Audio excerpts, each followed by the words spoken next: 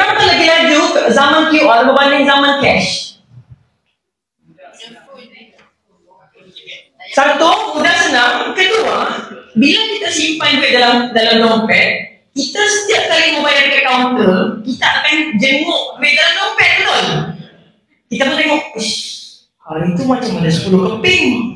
Kira-kira, tinggal 7. Aku beli ya. Toyol kena curi. Toyol terus salah. Lepas tu, dia pun akan cakap, okay, kena relax sikit ni, bahaya. Dia kontrol, sebab dia nampak dia berkurang. QR Pay mana nampak? Kita nampak dia apa? Insufficient balance. Berapa tinggal ni? Ya Allah, patutlah RM11. Itu pun juga Maybank letak RM10 lah. Kalau Maybank letak 20 sen, 20 sen tinggal. Kan?